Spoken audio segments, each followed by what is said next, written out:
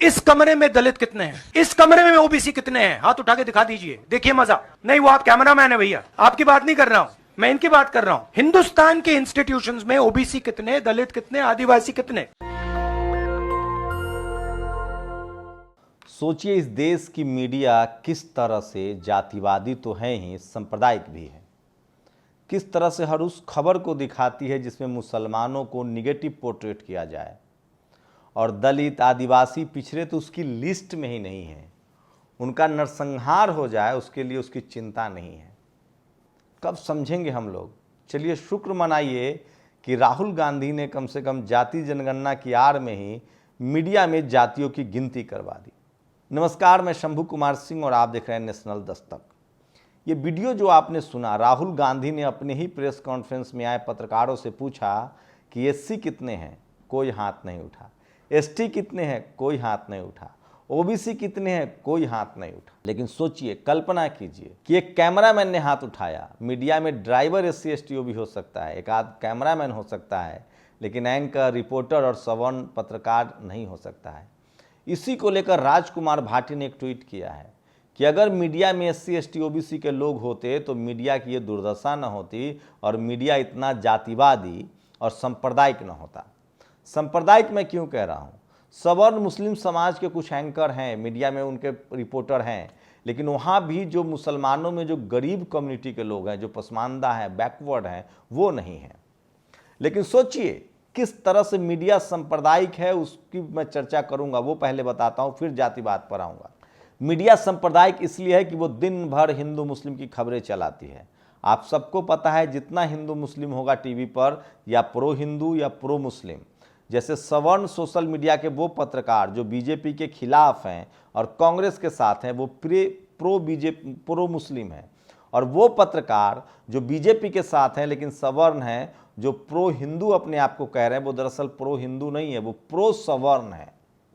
अफगानिस्तान की खबर क्यों दिखाई जाती है, तालिबान की? ताकि भारत के मुसलमानों को पोर्ट्रेट किया जाए। कनाडा की खबरें क्यों दिखाई जाती है भारत में, वहाँ रिपोर्टर क्यों पहुँच जाते हैं? ताकि यहाँ के सिख समाज को पोर्ट्रेट किया जाए। पाकिस्तान में टमाटर महंगा है, पेट्रोल महंगा है, ये हो गया वो हो गया, क्यों दिखाया जाता है? ताकि भारत के लोगों को कहा जाए कि देखिए पाकिस्तान में क्या हालत है। अब ये मीडिया यूक्रेन क्यों दिखा रही है?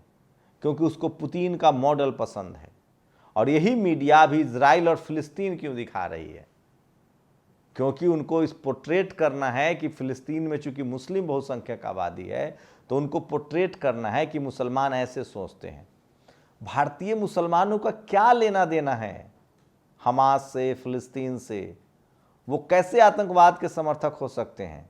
लेकिन सोचिए, ये मीडिया मुसलमानों को तो फंसाती ही फंसाती है, सांप्रदायिक है ही, हिंदू मुस्लिम करती ही करती है। लेकिन उससे बढ़कर सोचिए, सबको पता है कि किस तरह से अभी इलाहाबादी ने लिखा, अकबर इलाहाबादी ने लिखा है कि हमास की गलती की वजह से कैसे इजराइल और फिलिस्तीन में निर्दोष लोगों की हत्या हो रही है। लेकिन मीडिया सिर्फ भारतीय मुसलमानों के खिलाफ नहीं है, सिर्फ सांप्रदायिक नहीं है, ये घोर जातिवादी है। उससे भी ज़्यादा मुसलमानों के लिए तो फिर भी गुंजाइश है कि कोई रूबिका लियाकत है, कई सारे शहीद अंसारी जैसे एंकर हैं, रूबिका लियाकत है, एनडीटीवी में, तमाम चैनल में आपको 1 दर्जन से ज़्यादा मुस्लिम पत्रकार, जिसमें रिपोर्टर्स, क्राइम रिपोर्टर्स तमाम मिल जाएंगे। लेकिन क्या मजाल है कि आपको एससी एसटी ओबीसी के लोग मिल जाएं, किसान समाज के लोग मिल जाएं। एक संदीप चौधरी हैं, एक सुधीर चौधरी हैं, उनका गोल क्रिएट है। ओबीसी में एक दीपक चौरसिया हैं, उनका गोल पोस्ट क्लियर है। तो सोचिए आप कि इस देश में, मणिपुर में ये पत्रकार नहीं भेजते हैं, ये इजराइल भेज चुके हैं। इसलिए नहीं क्योंकि मणिपुर में आदिवासी हैं, इसलिए नहीं भेजेंगे वहाँ। इस देश की मीडिया आपके दिमाग को हैक करती है, इस देश की मीडिया आपके नेताओं को बदनाम करती है, आपके आंदोलन को बदनाम करती है। एससी एसटी एक्ट बढ़ाने के लिए आंदोलन हुआ, क्या कहा इन लोगों ने? इस देश के आदिवासियों को नक्सलवादी कहते हैं। ये लोग इस देश के दलित पिछड़ों को ये लोग उग्रवादी कहते हैं, जातिवादी कहते हैं। ये लोग इस देश के मुसलमानों को आतंकवादी कहते हैं। यही आपके दिमाग में डालते हैं।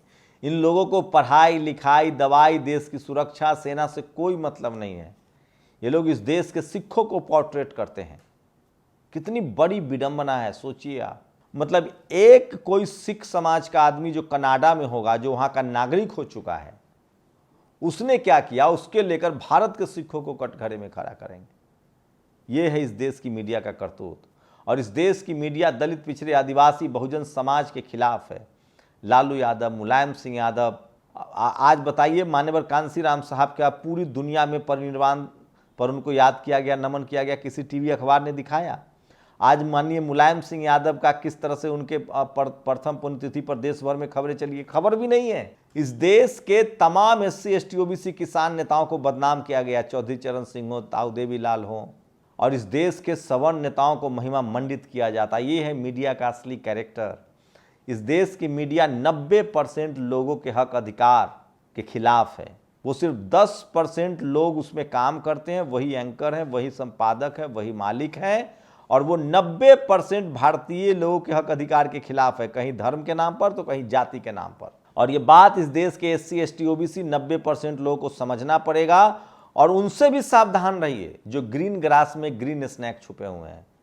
कोई बीजेपी का विरोधी हो सकता है, इसका ये मतलब नहीं कि वो SC ST OBC का समर्थक है। जितने बीजेपी विरोधी पत्रकार थे उन लोगों ने किसी ने मांग नहीं की कि महिला रिजर्वेशन बिल में SC ST OBC महिलाओं को रिजर्वेशन मिले। जितने बीजेपी विरोधी पत्रकार हो सकते वो सांप्रदायिक ना हो लेकिन वो जातिवादी हैं। तो बहुजन समाज को दो तरह से मार झेलनी पड़ती है। कोई सवर्ण पत्रकार बीजेपी विरोधी हो सकता है लेकिन जरूरी नहीं कि वो SC ST OBC के पक्ष में हो। तो इस बात को समझिए और इनसे सचेत रहिए।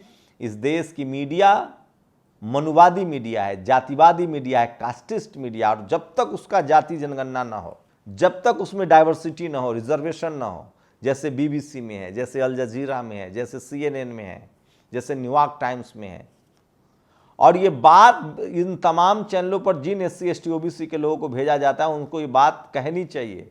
राजकुमार भाटी की तरह, संदीप यादव की तरह सबसे पहले जाति जनगणना टीवी अखबार के पत्रकारों की हो और वहां पर रिजर्वेशन लागू हो। 90% लोग होने चाहिए SC ST OBC और किसान कम्युनिटी के, तब जाकर इस देश में डेमोक्रेसी की नींव को मजबूत किया जा सकता है। उसके बाद हाई कोर्ट, सुप्रीम कोर्ट में जज होने चाहिए, उसके बाद ब्यूरोक्रेसी में लोग होने चाहिए, उसके बाद जुडिशियरी में होना चाहिए, ब्यूरोक्रेसी में, उसके बाद कॉलेज यूनिवर्सिटी में, उसके बाद बिजनेस में, स्पोर्ट्स में। जब तक इस देश के 90% लोगों को अलग रखा जाएगा, इस देश की मीडिया, इस देश का इंस्टीट्यूशन, इस देश का संविधान, जो संवैधानिक अधिकार है 90% लोगों का, वो नहीं मिलेगा। और डेमोक्रेसी को भी ये लोग खतरे में डालेंगे, क्योंकि ये लोग डेमोक्रेसी के पक्षधर नहीं हैं। ये लोग जातीय वर्चस्व चाहते हैं और अब जाकर धार्मिक वर्चस्व की बात करने लगे हैं, क्योंकि इनके जातिवाद की पोल खुल रही है। SC ST OBC किसान कम्युनिटी के लोगों ने इनसे किनारा करने लगे हैं, तब ये सांप्रदायिकता की आग में इन लोगों को अपने साथ जोड़ना चाहते हैं। तो भारत की मीडिया जातिवादी भी है और सांप्रदायिक भी है। जातिवादी तो वो 2000 सालों से है और अब जाकर सांप्रदायिक भी हो गई है। आप लोग की क्या प्रतिक्रिया, अपनी प्रतिक्रिया जरूर दीजिए। सवाल यह है कि राहुल गांधी ने जो सवाल पूछा वो तमाम बहुजनों को हर प्रेस कॉन्फ्रेंस में, हर टेलीविजन डिबेट में पहला सवाल, कितने SC ST OBC के आपके पास एंकर है, रिपोर्टर हैं, और कितने जो वहां दर्शक बनकर बैठे हैं, उसमें भी हाथ उठवाना चाहिए, नहीं तो उनका बहिष्कार करना चाहिए। आप लोग अपनी प्रतिक्रिया जरूर दीजिए। शुक्रिया। नेशनल दस्तक की आपसे गुजारिश है कि अगर इसको बचाना चाहते हैं तो नेशनल दस्तक को सब्सक्राइब करने के लिए रेड कलर के सब्सक्राइब बटन को दबाएं, फिर बेल आइकन की घंटी दबाएं। नेशनल दस्तक को बचाने के लिए बहुत जरूरी है कि हर खबर को शेयर करें, लाइक करें, कमेंट जरूर करें।